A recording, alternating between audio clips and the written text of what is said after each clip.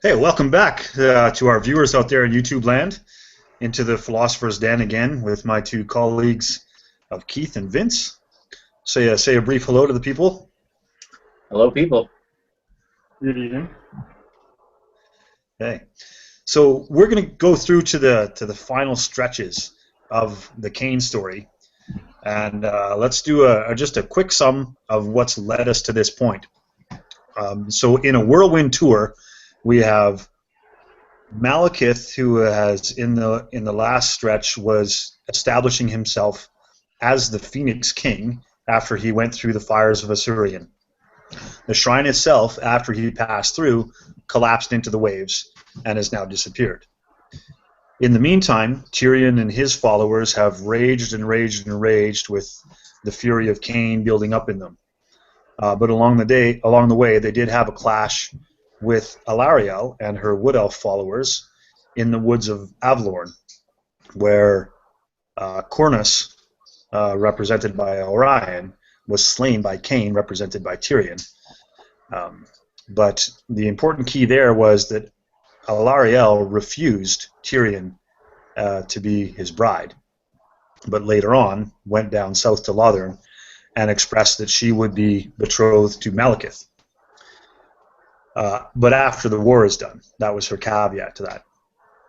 So Malekith decided that the only way to end this is to chase down Tyrion and slay him himself, but that did not go so well, as more and more followers of his fell to the furies of Khaine and ended up switching sides and joining Tyrion. So now they find themselves at an overwhelmingly outnumbered state where Tyrion's forces are crushing down on Malekith and they're forced to retreat. And Teclis, ever the schemer, comes to the idea that what they finally need to do is they need to get to the Isles of Dead and they need to unbind the vortex that was there and draw upon the magics and make themselves incarnate so that they can withstand and become as godlike as the power of Khaine is. So one final thing happens before we get there, and that is that Aisling, who was siding with Tyrion, finally comes to hit grips with himself and decides that he's not on the right side after all. So he ports Malekith's forces across to the Isles of the Dead. But in doing so, he puts himself in a position where he is then captured by Tyrion. And in his final death throes, he realizes, reveals, that he is in fact the incarnation of Mathlan, who is the elf god of the sea. And in his fury, he creates one big giant storm on the seas, on the inner seas, and thrashes and hammers away at Tyrion and Morathi's fleet, which destroys much of it and allows Malekith and his followers the time to get to the Isle and set themselves up for Teclis's final ritual. So this is where we are as we open the final stages of the battle on the Isle. So to tell us all about that part of the tale, I will pass to my philosopher Vince. Absolutely. So we begin with 5 ships making it to the edge of the Isle. Still, which doesn't sound like many when we think in our terms, but it was still 10,000 troops it bore, which should just give you an idea of the size of these ships. I mean, 2,000 soldiers per ship is amazing.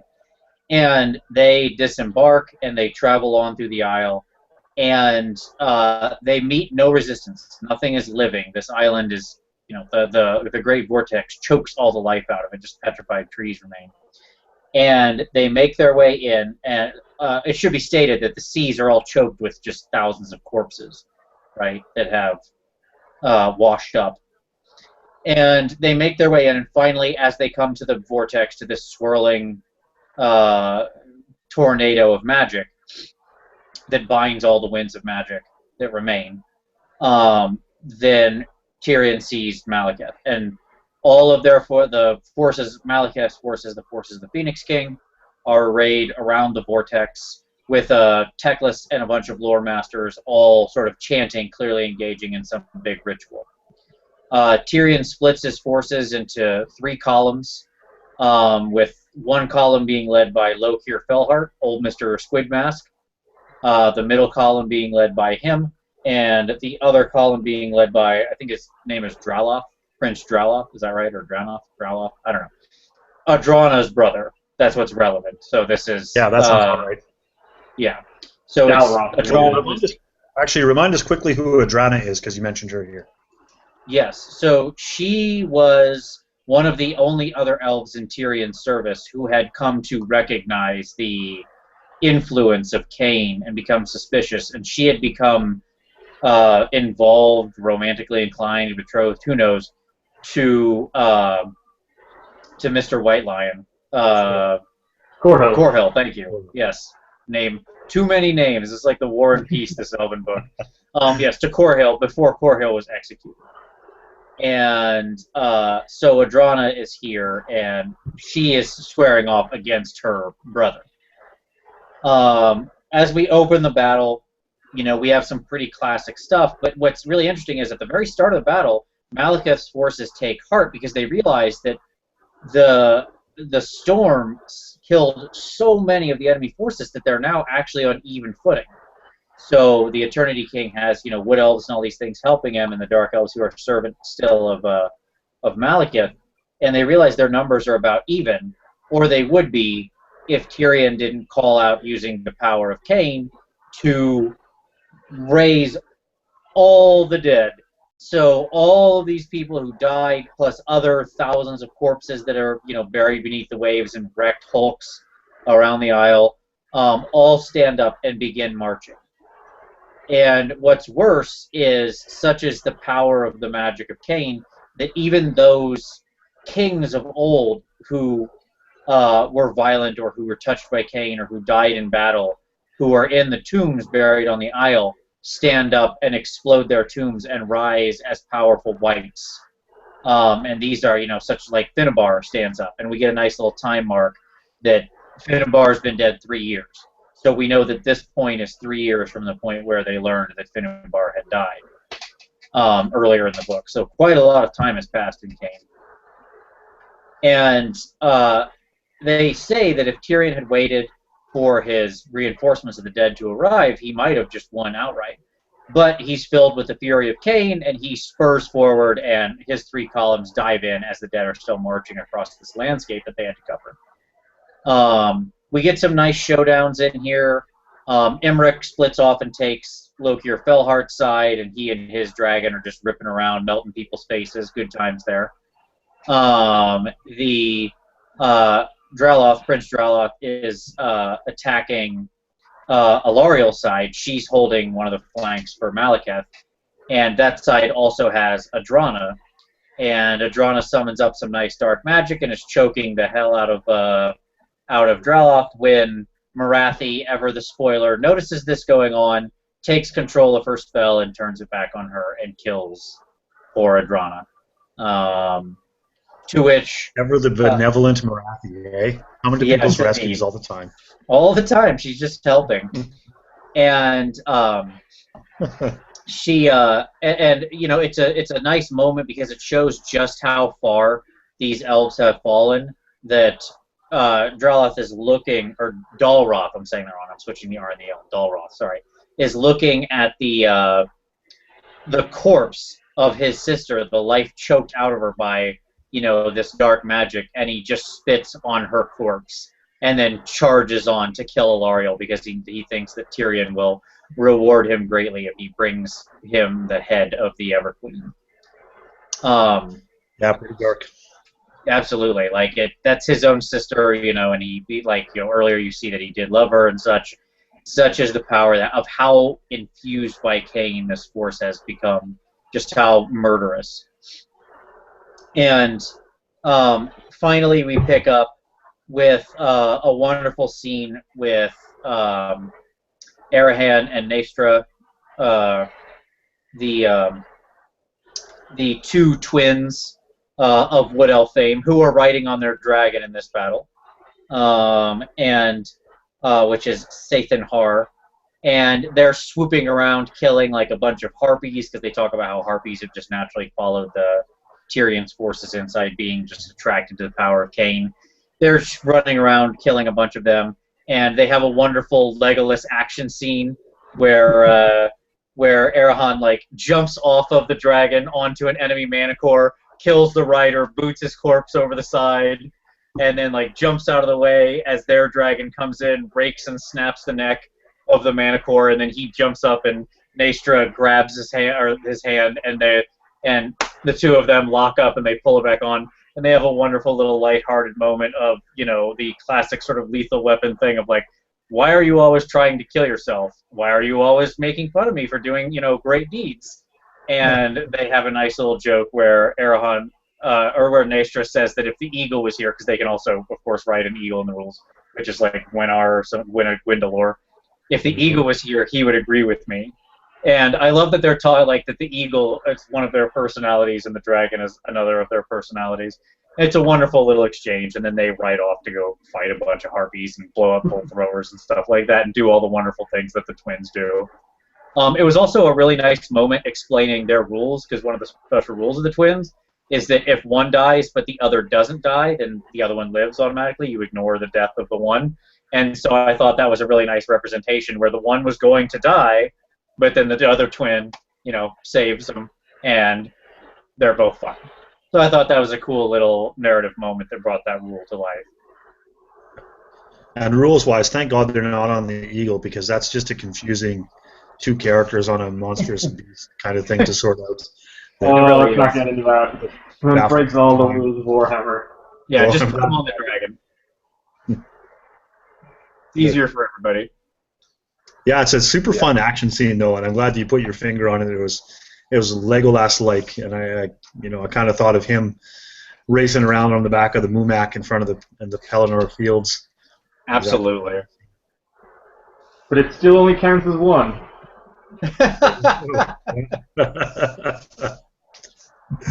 All right, Keith. Well, what do you got from us from here after Arahan's action scene?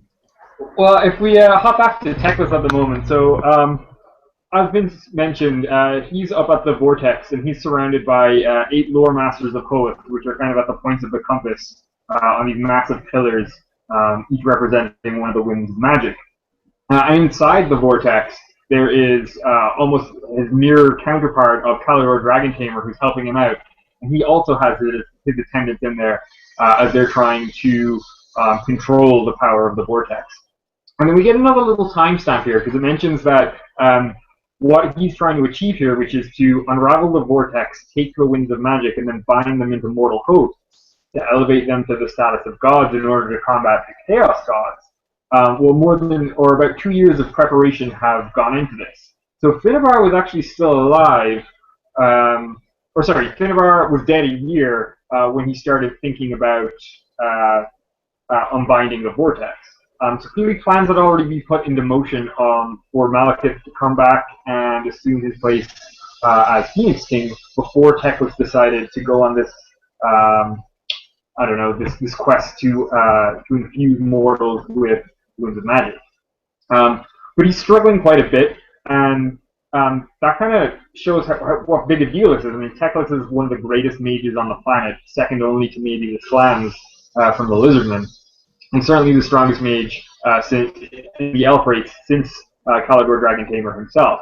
And then it mentions that he loses concentration for just a moment. Something happens in the battle, and a couple of stray bolts of magic shoot out, and one flies up into the heavens, and bolts of lightning come down and start frying some archers, and a little shard of the wind of metal comes out and turns a bunch of Phoenix Guard to gold. So he's struggling away. And at the same time, the dead are attacking the Caledorians. And the dead are your typical zombie/skeletons, right? I mean, they're not particularly good. All of the skill and grace that the elves possessed in life have fled them in death, but the Caledorians are simply just being overwhelmed by numbers. So at this point, we cut away, and one of our old favorites, Batman, shows up, old Athel, and he's just watching.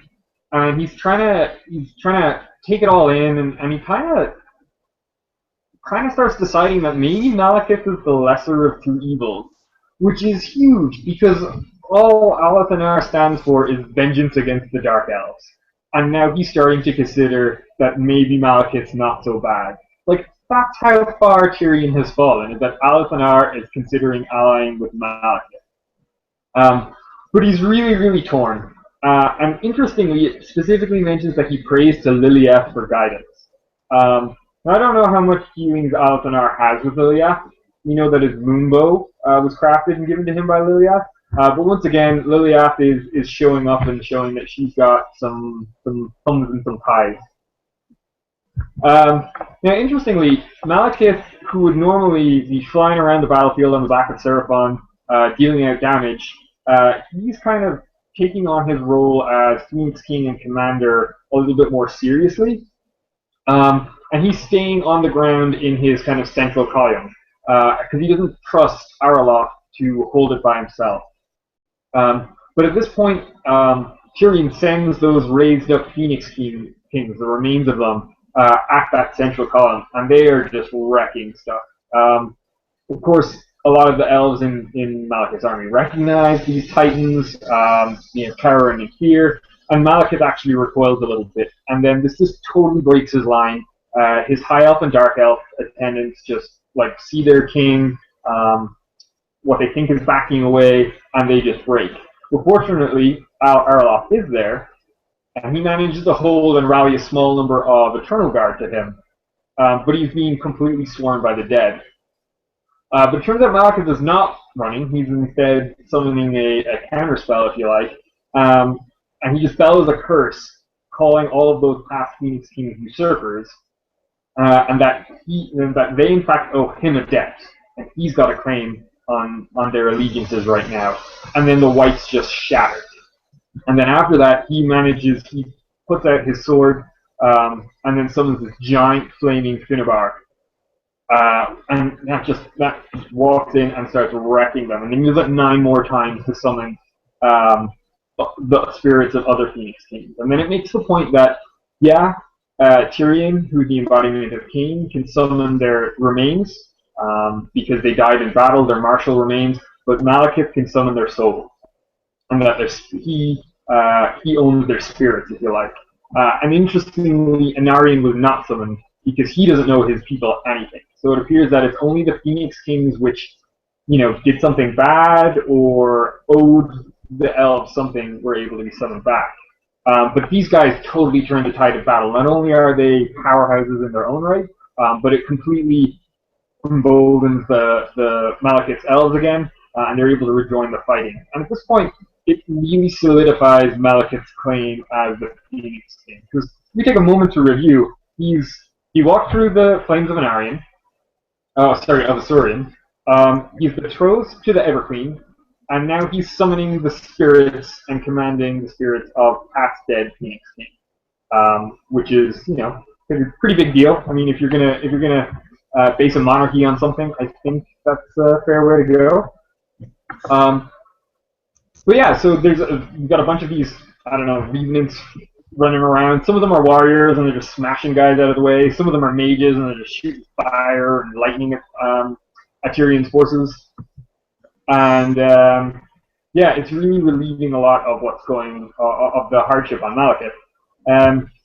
Over on the western flank, the Caledorians are taking heart and they're fighting back. Then they beat back Felhar.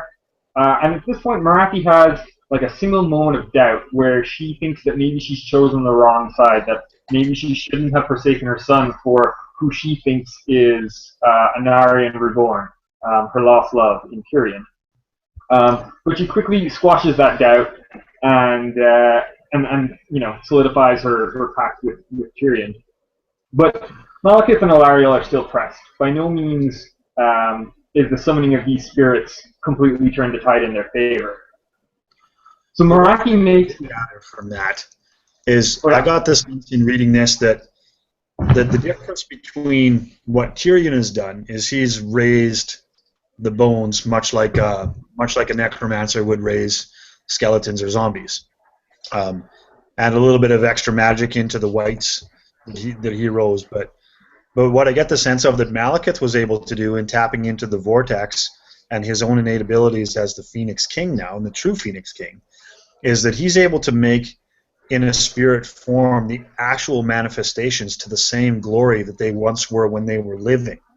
Mm-hmm. And that's what makes the significant difference between what Tyrion has at his command and the prowess of those warriors versus the prowess that he's able to bring up here.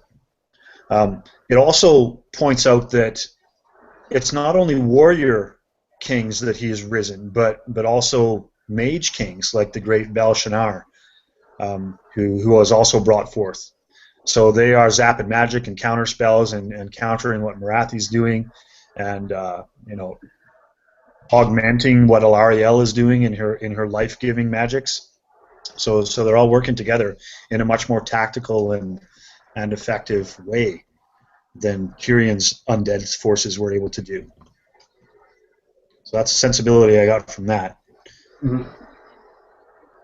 So that actually brings up the next key thing here, and that is that Morathi now gets into the mix, and she starts to tap into the vortex's swirling winds, and makes a shadow and dark magic manifestation of Anarion, her lost love. So you guys both touched upon the fact that Anarion was untouchable to the other two because, as you said, Keith, he owes nothing to the elf nation and the elven culture, but she uses him as the direct opposition to Malekith, and she raises this gigantic manifestation that is going to run Malekith down and just devour him.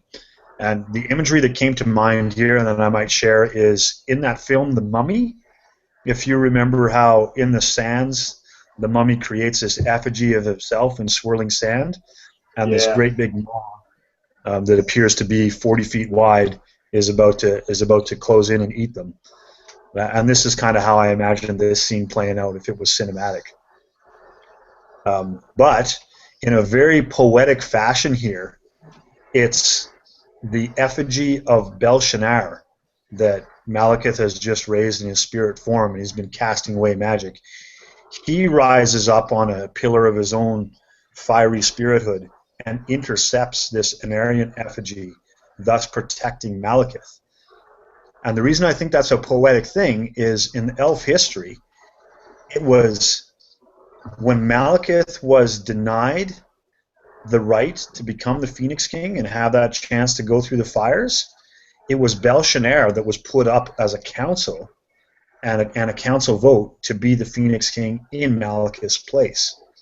So he was the original usurper, I guess you could think of in that regard.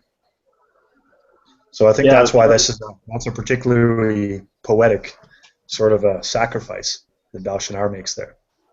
Yeah, it's almost like the debt has been repaid. Yeah. That's how I felt about it, and I think that's kind of the gist of the reasoning why all these spirits do come forth to the call of Malekith is because now he's, as you said, he's proven himself the Phoenix King, and all these other pretenders, so to speak, that didn't actually go through the fire on their own wills, now have that sort of allegiance that they owe and that sacrifice that they need to make. Mm-hmm. Yeah, I mean, it's almost like Malekith is summoning back all of the Phoenix Kings who had fallen to the curse of Anarion. Maybe that's why he couldn't get Anarion. And it's also kind of interesting to point out that if you're not keeping up with your elf genealogy, Anarion is Malekith's father. So clearly Malekith has some unresolved daddy issues and is quite afraid and dismayed by this vision of his father. Yeah. Yeah, there you go. Yeah. That's good. There's one other thing in the spirit world here that I want to bring up, and that is that Malekith was also able to bring back a lot of the key warriors of old. Some of the great warriors, like he names Eltharion here and Istrana, who are people that have recently died in elf service. And he even notes that he summons a great host of Tyrnok charioteers who gave their lives at the Battle of Reaver's Mark earlier in this campaign. So it brings those all forward, and of course, all of our favorites, Mr. Corhill, the captain of the White Lions, is also summoned, but now in the service of Malekith.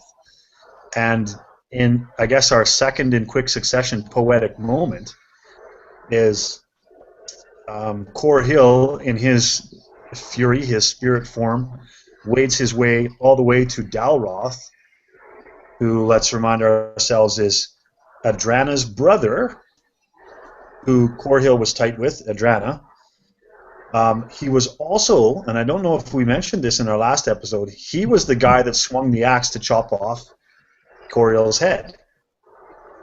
And Right. so now Coriel gets the opportunity to give it back to him, and he does exactly that. He uses his axe to chop off Dalroth's head, and then just shrugs his shoulders and carries on. Yeah, Nice no, it's great. balancing of the scales there. Yeah, that's good Yeah. balancing. So, Vince, you must have enjoyed that moment as a Coriel fan. Absolutely, yeah. I mean, you gotta love Coriel. He's like, he was probably the only elf that could have died I'd care about, because he seems like the one stand-up elf. All the rest of them are so political and backstabbing, but not Coriel. He's a good guy. He, you know, he wears his heart on his sleeve, as it were. Indeed. All right. Well, Vince, you've been quiet for a little bit. Do you want to pick up from that? Yeah, From sure. that point? Yep. So, two things of note then pick up from that point. So, yeah, we've got this great host of all these elvish heroes summoned by Malekith, rolling around, turning the tide. And so the first thing that happens is Batman makes a decision. Doesn't tell you what that decision is, but Elithanar is up there, and he basically then just shadow jumps out, and he's like, you know, he has chosen a side, okay, and Well, just on that sort point, of disappears. Just on that point, it does kind of make the thing that he sees his father and his grandfather fighting on the side of Malekith, and that Yes. kind of, you know, wrecks him emotionally, and then he disappears. Yeah, absolutely. There's a nice line of no one could say whether hatred or joy danced in his eyes, right? Which I thought is very nice. Like he's a hard to read guy, the Shadow King. Yeah. So then, and also the other thing that's going on is Teclis is pissed at Malekith because yes, Malekith turned the tide of the battle, but he did so by greatly manipulating and twisting the magic within the vortex, and as such, this massive ritual Teclis has spent years planning and has the help of Caledor, Dragon Tamer, inside doing the same thing, spins out of control. And all of a sudden, the lore of beasts just, boom, goes ripping out. As not surprising, it's, you know, the most wild of all the lores, I'm sure. And so it's the first one to sort of tear free. And it rips out, and Teclis sort of begins losing control of this ritual. And the vortex is starting to unravel. And we cut from that moment back to Tyrion, who is up at the far north of this line in the central column, and he's like, all right, enough of this. Enough of this fighting that doesn't matter. There's only one person on this battlefield that needs to die. And he spurs forward his pseudo-Shadowfax's hooves, and that horse tears like fire across the battlefield, and you know he's basically like so fast that nothing can catch him, and he's racing for one person, and that's Teclis. He means to kill his brother, and he cuts his way across, like, you know, randomly beheading people here and there. A couple people stand in his way, they're dead instantly. And Malekith sees this happening and spurs his dragon, but you know the dragon is not as fast as the horse. I thought that was a nice, like, how fast is that horse? That is a fast horse. And well, that was the same as it was back on the Blighted Isle, where the horse was outpacing a phoenix. Yeah. This is a very fast horse, and Malekith is like throwing fire and lightning, and it's just bouncing off and absorbing into Widowmaker and all this. And Malekith basically knew that there's nothing he could do. He's trying to get there. Can't get there. And Tyrion is like racing up and rears back the sword to behead Teclis, who's too involved with the ritual to notice. And it's funny because even Caledor Dragon Tamer, who's like sort of on the other side of the looking glass, is how I picture it, right? Like they're on opposite sides of a mirror, and so Caledor is looking out at Tyrion, at Teclis, and he's like, "Hey, look behind you, dummy! You're about to get murdered." And Teclis doesn't hear him through the vortex, and there is one betrayal that Tyrion could have never expected that saves Teclis's life, and that is Malhandir, the actual horse. The horse itself, which is sentient and intelligent, finally recognizes the monster that Tyrion has become and rears back and throws Tyrion from the saddle to save Teclis's life. And Tyrion freaks and immediately tries to kill his own horse, which, you know, he is full-on loony at this point, right? He is pure Khaine. And but of course he can't kill the sword fast enough or kill the horse fast enough. Duh, the horse runs away. It's really fast. Have we mentioned that yet? Super fast horse. And the horse just rides away like the Flash. And then Tyrion moves in, and finally Malekith. Morathi is also now interceding, blows the dragon away, leaving Malekith on foot, who crashes to the ground. And that leaves a nice little showdown between Malekith and Tyrion, with Teclis in the background of the vortex. Yeah. Yeah, so it all comes together here, and this is the showdown that we always expected there was going to be. I don't know that there's a whole great deal that I recall about this. They spend a lot of paragraphs talking about their martial prowess and the parrying and the slashing and the cutting and the chopping. But really what it comes down to is that our old pal Athel reveals finally what his decision is. And that is that he gets that moonbow going, his bolt thrower, and finds that ever-famous rent in the armor that Imric made many, many months ago in combat with Tyrion, and puts a moonbow hole right into there, blowing Tyrion back. So Athel has made his choice, and his bolt thrower bow does die 3 wounds, because this is the first time they actually say this about Tyrion. I mean, the dude has been chopped by Malekith in the past. He has been cut with 1,000,000 cuts. He's been filled with a lance. He's been attacked by a demon. He's been hurled through the woods by Durthu, and gored by Orion, and all these things. And he survived it all, except for this. And it actually says, and Tyrion dies. Pretty final. And the redness of that's been glowing in his eyes, representing the fury of Khaine within him, fades. So that's a pretty momentous moment there for them to actually spend the time to tell you straight out, this guy dies. But it doesn't quite finish there, because Athel has also made up his mind to still kill Malekith. So he loads up the moonbow again, while Morathi is screaming in the distance that she has just seen Tyrion go down, and lances one into Malekith himself, and buries an arrow right through his back and right next to his heart. The difference here is it doesn't say that Malekith dies. So all I can imagine is that against Tyrion, the bolt thrower rolled die 3 wounds and got 3, but against Malekith, he rolled die 3 and only got 2. So he's still there. And then Morathi, I was going to finish up with a little bit of a Morathi. Now she's super raged. So she's raged about Tyrion dying, and now she's raged about her son dying, because I don't know if there's some kind of tiny shred of remorse here.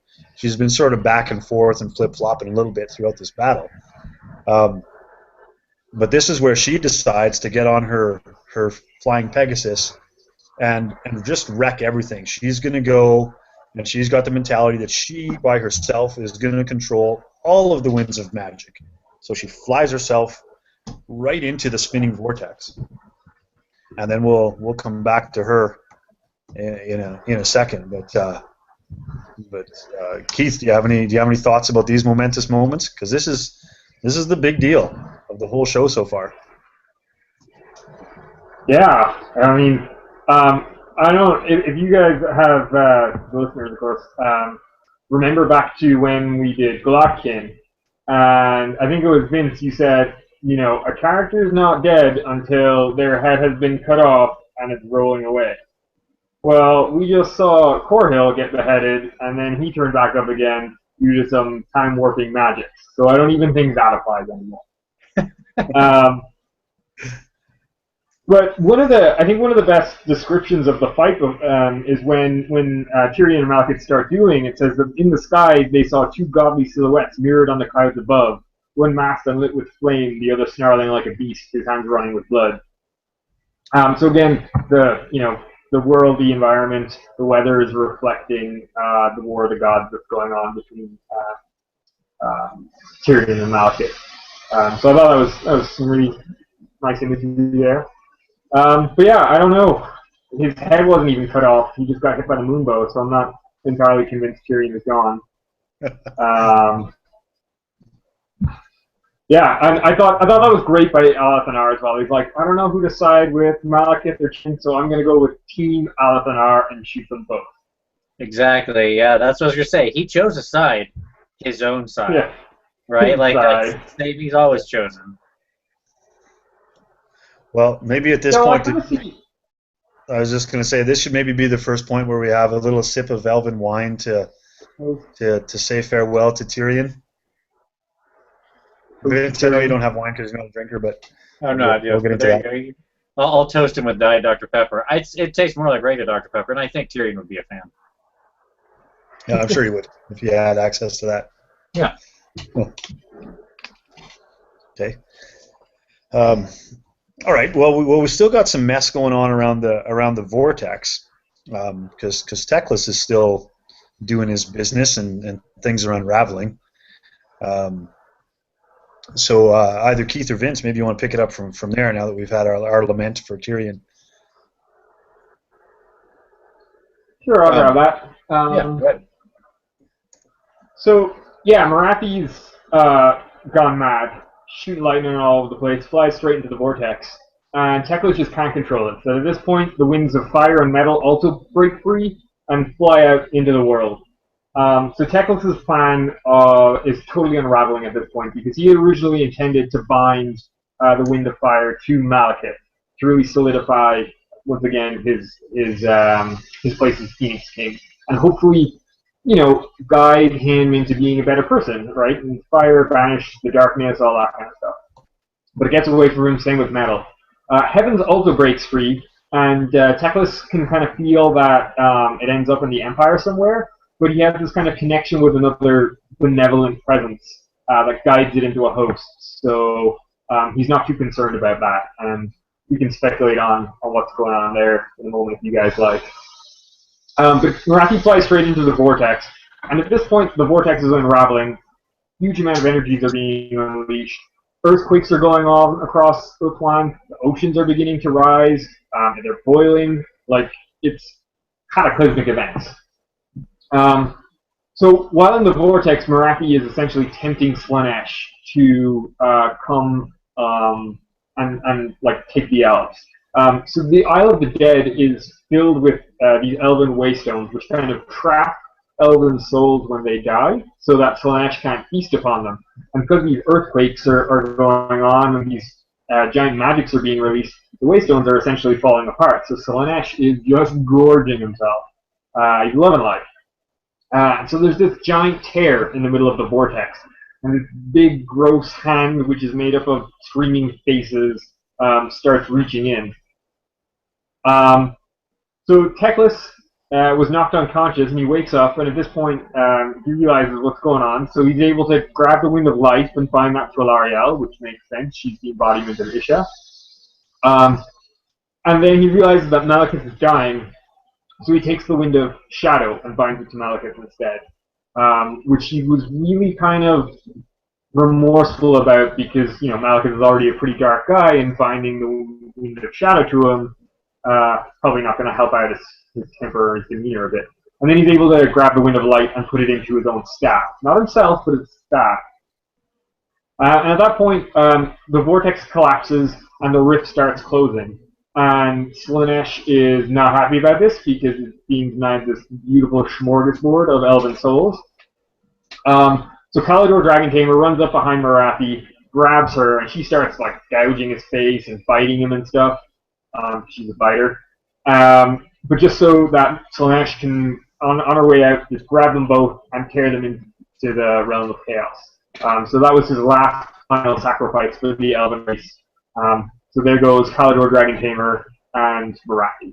So maybe we'll have one more toast for Caledor, Dragon Tamer, and Morathi, depending on whose side you're on. Yeah, we'll do one of those. Sure. Mm-hmm. Yeah, so the island is sinking. Do you mind if I just say one thing real quick, Keith? Oh, please, go ahead. I was going to say, I love his final line to Morathi, Caledor Dragon Tamer, just proving to be a boss all the way to the end. When he just grabs her and he's like, die like you're somebody. You know, just like, you're dishonoring yourself. Have some class, right? And just the way he's so hard, the way he stares down Slaanesh, and his words just calm her, like it's so boss. That moment, it's just that is the power of Caledor Dragon Tamer. He really is a great loss. Yeah, and he feels like the granddaddy here of all this, doesn't he? Yeah. Because he even refers to her in that line. He says, "Your race is run, child." Like he refers to Morathi, who is like the oldest of elves, living and still moving around, as child. Which in years is true, I guess. I mean, Caledor is technically older than she, I guess. But yeah, he's the old wise man. Yep. So very cool that he sacrifices himself to make sure that she goes down to Slaanesh. Yeah. But like here's the thing, and again back to the things really die in the end times, because there's no heads lopped off here either, right? So they're both in the grips of Slaanesh, and he's pulling them down as the vortex is closing. So both Caledor and Morathi could possibly be in the realm of chaos somewhere. Maybe hanging out in the Slaanesh pleasure palace, or visiting beach mazes. It's a non sequitur, but I am hoping she lives, because I would love to someday see a Morathi dark elf infused Slaaneshi army. The two forces are just made to go together, and that's just my personal hope. I think she's a survivor. I think she'll cuddle right up with Slaanesh and become his best friend. Her best friend. Yeah, probably. Yeah, I kind of agree. I think if anyone can get out of it, it's her. I mean, she's pretty devious. And she was the one that was behind all of those pleasure cults, which were like the original downfall of the elves. Right? So, I mean, she's got to have some brownie points for doing that. Oh yeah, you bet. She's been in tune with that guy for a long time. You bet. I don't hold much hope for Dragon Tamer though. I think he's too much of a good guy. Well, so after this, I guess, Vince, we got some aftermath to talk about. Now that the winds have dispersed and our key characters are sort of either dead or infused with part of the winds of magic. But now that all the winds have dispersed or been channeled, so now what happens? Yeah. So many things. Yes, we have a lot of wrap up. Right. First off, there's all sorts of rumbling still. Like the vortex is dead, but there's still earthquakes and rumblings because everything is just getting torn apart. Most of the elves who are on Tyrion's side flee, die in the ocean, beg for forgiveness, and are granted a quick death. Like all these kinds of things.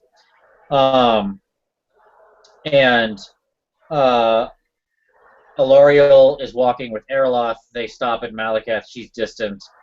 And Malekith basically, and Erloth talks about how just being like walking behind her, his wounds start closing. Right? She is now the embodiment of the lore of life. And she goes over to Malekith, and he gets stood up. And she sort of like takes the she like touches the wood and it bursts into a cloud of like fine seeds, that kind of thing. And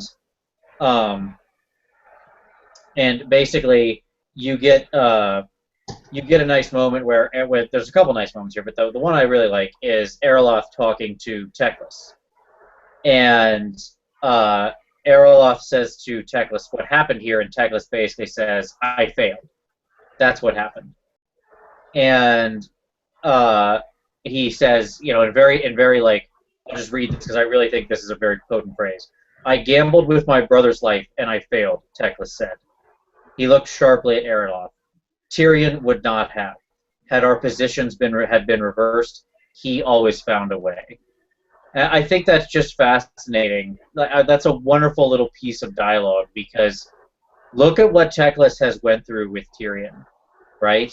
And yet still at the end, he believes that his brother, like he would have still believed that his brother would have been better in this position than he did. And he basically says that, like, we can't restore him because if we do, we'll bring back Khaine as well. It's probably better that we let this go. And Khaine has now, joined his brothers and sisters in a realm beyond our own. And Erloth is like, what about Lilith? Because obviously Erloth has this very personal relationship, shall we say, with Lilith. Yet another person who Lilith has got her fingers in the pies, quite literally, perhaps in this case.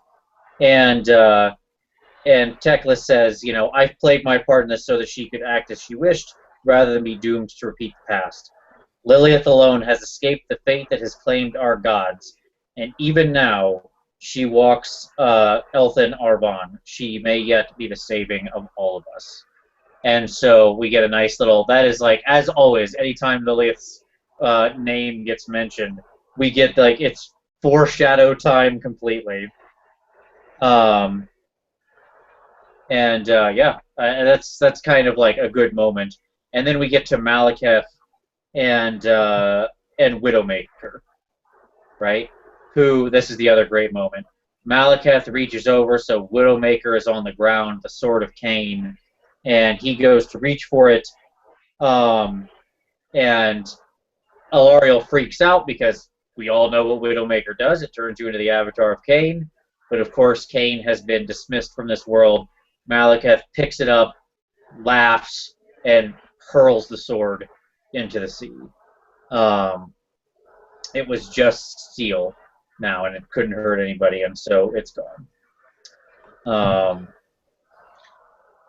So a big character moment for Malekith, I guess. Yeah. To reveal that he has the sway over that. Yeah. Do either of you guys know what it means when it says that Lilith walks Elfin Arvan?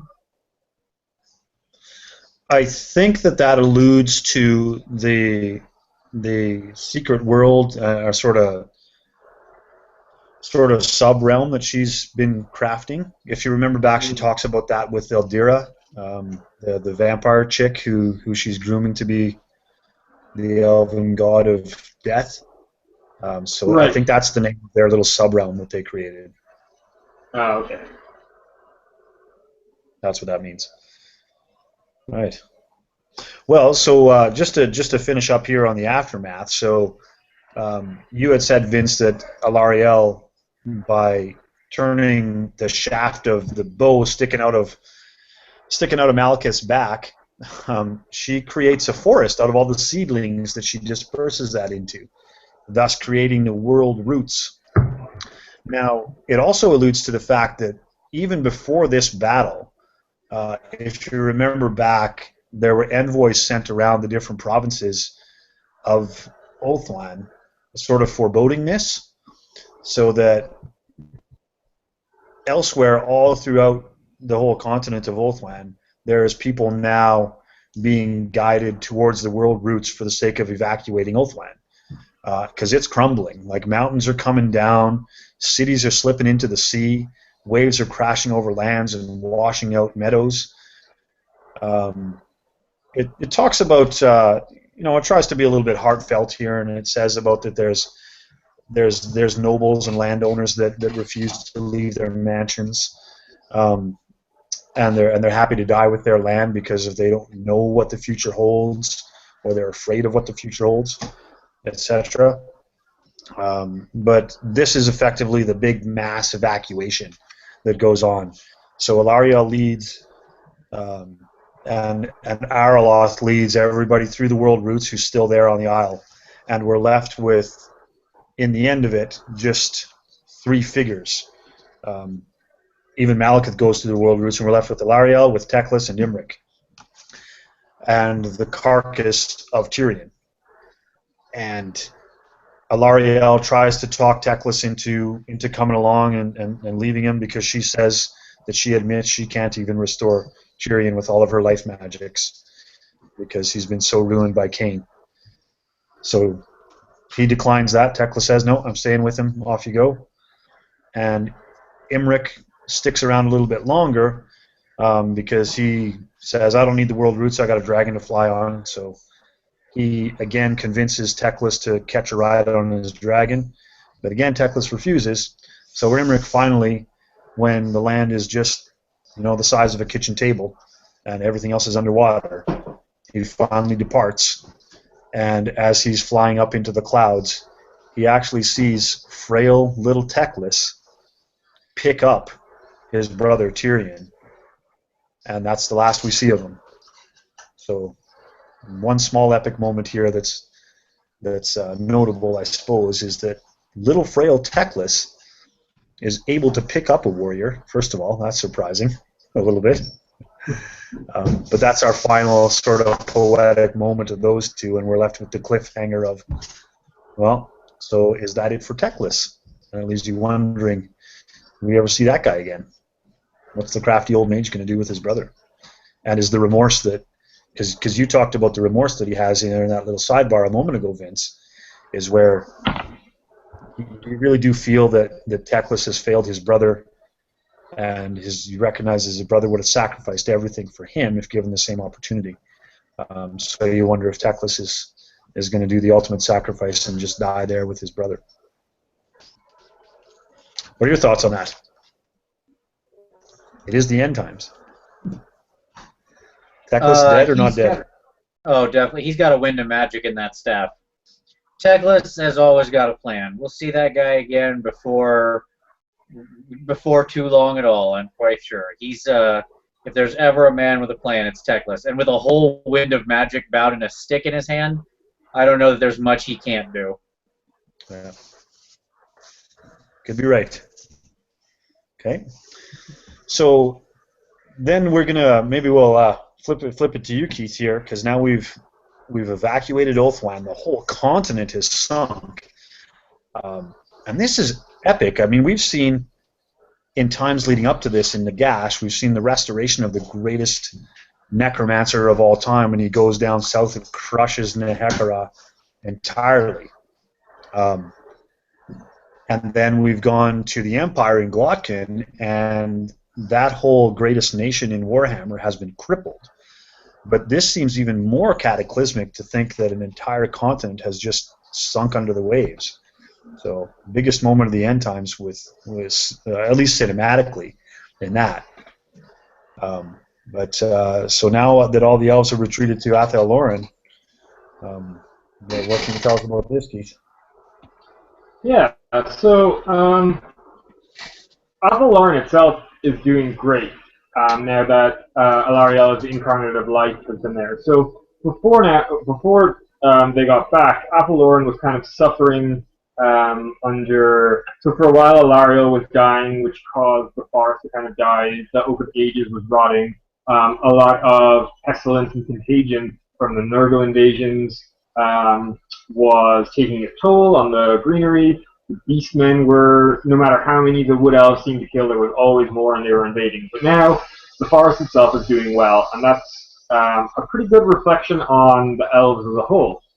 So Malekith he's now undisputed king of the elves, but he's kind of lost his purpose, because for thousands of years he was sustained by bitterness and the wanting to go back to conquer and rule Ulthuan, because that was his birthright, that was his destiny.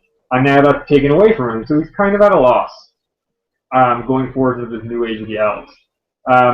So Elthuan turns up to have a chat with him, and basically he threatens to kill him if he ever fails the elves. So Elthuan has kind of set himself up, kind of throughout the book, where he was providing like a refugee camp for the elves, and he's on the side of the elves, if you like. So elves on our side, but he recognizes that Malekith is in this really important position, and that at this time more than ever, the elves need leadership and they need their Phoenix King. So he says that the agony that Malekith will forever feel because of the point of the arrow that hit him from the moonbow is still lodged next to his heart. That will suffer him eternal agony. And Althanar basically says, that's good enough to settle our debts, but if you screw up, I'll kill you. And that guy takes his threats fairly seriously. So the High Elves aren't doing too well. Their home is been destroyed, and they're kind of bunkering down with the Wood Elves and the Dark Elves. The Dark Elves are doing rather well. They've already abandoned Nagarythe, so they're not feeling too homesick. But they feel pretty good about conquering Ulthuan because, kind of unlike Malekith, they were always just like hateful and spiteful of the High Elves, whereas Malekith kind of envied them and he wanted to rule Ulthuan, whereas the Dark Elves just had a society of raiding and killing, so they don't really care that Ulthuan's gone, and they're happy enough pillaging Bretonnia because, you know, easy guy. You know, we're gonna kick Bretonnia when it's down. Because everybody's taking great time. Yeah, everyone's taking it out in Bretonnia. It's a good stress reliever. And they're having fun just beating the crap out of the Beastmen. Once again, you know, Bretonnians and Beastmen, they are the whipping boys of the Warhammer world. What else are happy enough? They're actually, it kind of makes this comparison where they're like feeling a little smug and superior, being like, oh yeah, we annexed from you guys like decades ago, and now you come crawling back to us, and you know, the forest is the best place and the place to be. Mm-hmm. So they're doing okay. But there's a large contingent of forest spirits, the natives of Athel Loren, amassing in the Wildwood, which is this area of Athel Loren which the elves don't even go into, because it's just filled with, you know, evil fairies and forest spirits that are quite malevolent and vengeful. So there's a bit of foreshadowing going on there. But a lot of the native animals come to Athel Loren as well. So the white lions of Crace, they make it through some of the world routes. The dragons are Caledor down the nooks and crannies with all the foreign dragons. So, I mean, a lot of the animals that were found on Ulthuan are very important to High Elf society, and I guess the different. Well, I mean, you see that a lot in the army composition, right? Like, you got your white lions, you got your dragon princes, forces come from Chernoff, all that kind of stuff. So a semblance of that has been preserved. So Ulthuan kind of lives on in Athel Loren. But then, at the end of the war, so being a good girl, Alarielle keeps her word, and she decides to marry Malekith. And who should show up to carry her to her wedding? But her old friend Malhandir. So you can bet that she gets her to the altar super fast. But in a very kind of symbolic gesture, Malekith kneels to Alarielle as she dismounts from Malhandir, and then they get married, and it's Lilith who's presiding over the ceremony. And so she is the last elf god that's still alive, because Death and Khaine, the Saurians, I guess Isha is still kind of alive in Alarielle. And then she warns Malekith and Alarielle that, you know, you won the battle, but the war is still to come. So you've consolidated what you have. You've got the elves out alive. Everyone, you know, Athel Loren is intact and we're good to go. But you haven't even seen a fraction of what's to come yet. So clearly alluding to the battle with the Chaos Gods. And then there's one final scene to kind of close off the last of Khaine. Do you want to take us home on that one, Kieran? Yeah, this is where we have a little quiet aside. So this is sort of like, we've been drawing lots of parallels through Lord of the Rings throughout all this, and this kind of harkens to the Hobbits at the Grey Havens, except for it's Liliath and Araloth. And they're having a little quiet walk in the woods and talking and philosophizing about all the things they've been through together. And Liliath, again, has a little bit of a greater picture sort of discussion with Araloth, saying that, well, Araloth, we've been through a lot together. and things are still in the balance here on this realm, and the chaos gods are gonna win. She actually kind of says it in not exactly those words, but in a way saying, as it stands right now, we're still pretty much doomed. So I want you to take yourself off of this plane and out of this realm with our daughter. And this is a what the heck kind of moment. Like, what do you mean, daughter? So I actually took a moment here to try to figure this out, and I went to the Wood Elf Army book and read the brief about Arloth.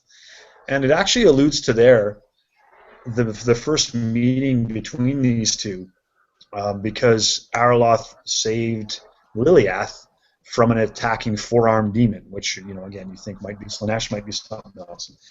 Anyway, she gets saved and owes him a debt and says that I offer you three things, and that is that you're going to become a hero, your firstborn daughter I'm going to give to you, and then the third thing I can't tell you right now. So that's actually already been expressed. It's been expressed in the Wood Elf Army book. I don't know if they had some conjugal visit blues or anything like that to create this daughter, or where this daughter is, but she says to him, through this veil of water, in this waterfall, you walk through there, and will be this other realm, and behind there as well, in that realm, will be your daughter. So start afresh, start anew, and you will be safe from the depredations of chaos in that realm, and that is my last gift to you, is this realm, so that you may play on, and you and your daughter can begin anew and preserve the elven civilizations. And in that, close curtain, the end. So there it is. Let's have one last sip to the elves in our glass of wine here. Yeah. But before we close out our session of philosophizing, I wanted to just kind of bandy around a couple thoughts to you guys here, and put it to you this way: what was the most, and this is kind of springing it upon you, so maybe take a second to think about this. What was the most revealing thing or surprising thing throughout this particular tale for you? Or maybe you can think of it as what struck you the most about how the developments between the elves kind of laid out. The development of Malekith. For so long, he's been almost a cartoonish villain, and in this, he had a real character journey, right? Like, he went on a reasonable journey. He starts, if we go back to the beginning of this story, right, like where we picked up with him, because he gets mentioned at sort of the start of Nagash, right? Mm-hmm. He's just come back, and he's like cowing people, and he's like, being normal dark elf Malekith. Look at that guy in that scene versus the character we see on the last couple pages of this book, and it's just an amazing transition, right? And I think they play it out well. It's very well developed. You get a lot of good thoughts and interactions. I mean, given how many characters are shoved into this book and how little time they can actually dedicate to any one person. He's a pretty sympathetic figure, despite the fact he's, was clearly horrendously evil for a long time. And you find yourself, rooting for him. So at the end of all this, would you go so far as to say that you like Malekith? Absolutely.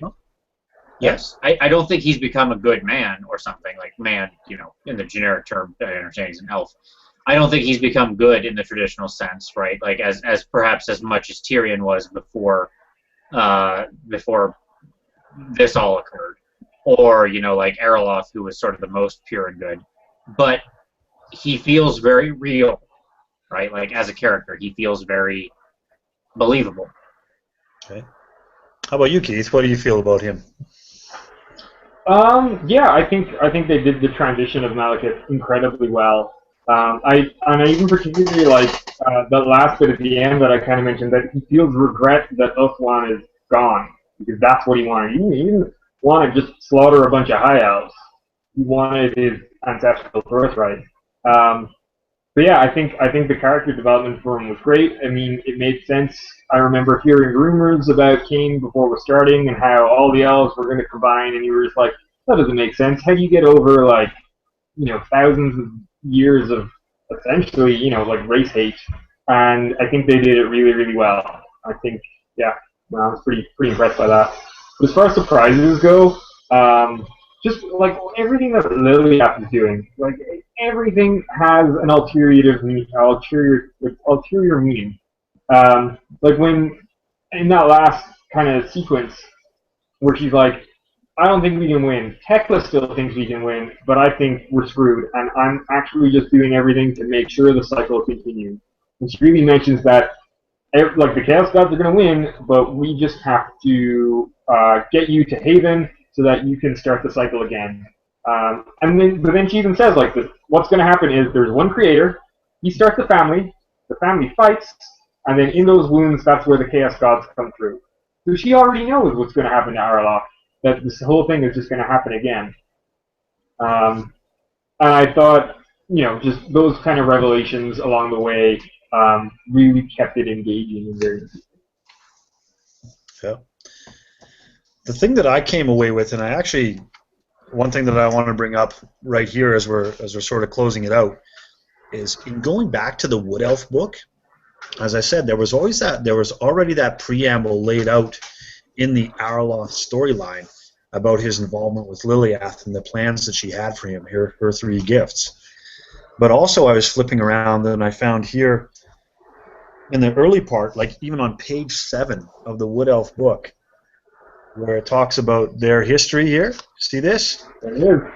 The end times. They're already talking about the end times here in the Wood Elf book. So it led me to think, what web has Games Workshop been weaving for us already for such a long time? Even before, a year before these things were conceived, these end times books. Really quite a web, and I'm actually just coming away from that thinking I'm really impressed by the fact that they have sort of seeded that a long time ago, and have been weaving this tale for even longer than when was it, October, I think, that the Nagash came out? So even before that. Yeah. That was a bit of a revelation for me. I absolutely agree. I think that I can't imagine the scale of this project, right, that they've undertaken to do this, to have such, like, they had a tremendous amount of foresight, because I think the Wood Elf book has even more references to it in there than just what the couple that you called out. I absolutely agree. Like, we're going back, because I too have looked at it intermittently since starting the end times, and yeah, it's clear they were dropping hints. They absolutely had the idea that this was all going to go down and this is how they were going to do it. They have every beat of the story? No, obviously not, but to be able to plan so much out so far in advance, all these, it's very ambitious, and it's just, I mean, we're here on book 3, and we got some more to go, but it's just an awesome journey, and it's just amazing that they did it at all, to have the guts to do something so huge, right? Yeah, it's pretty epic. I'm glad that we're involved in it. I'm glad that we're going through this and getting so much enjoyment out of the analysis of it all. So we'll bring it to a close here pretty shortly, but do you fellas have any final thoughts or revelations about Khaine itself that you want to bring up before we do? One thing I would like to mention is that the number of people throughout the end times that get turned into trees is astonishing. So if we look back at Glockin, it's a theme. It's apparently a theme. If we look back at Glockin, when Festus releases his magical vortex thingy over Ulthuan, the entire College of Life Mages burst into trees. Then Festus himself gets stabbed with a branch, turns into a tree. I forget what it's called now, but when Alariel shows up and fights Tyrion with Urthu, she turns them all into trees. So regardless of what happens, it's a very eco-friendly time for the Warhammer world. Well said. We'll wait in anticipation to see who else might become a tree. That's it. That's what I'm looking forward to and thankful. I don't think you're going to have this game in turning many people into trees. Let's. I think we can look forward to more of the deforestation routes. They're probably on the other side of the eco-friendly equation. Yeah, Well, no doubt. well, and viewers out there, that's where we're going next. We're going into End Times Thanquol. So you can see, if you look over at Vince there, he's already rubbing his paws together in anticipation Yes. with this. But before we go down that adventure, let's tip our mead glasses or wine glasses one last time to the elves, gents. Once again, thanks for a great session here of discussing the end times. And farewell to all of our good viewers. Good night. Take care.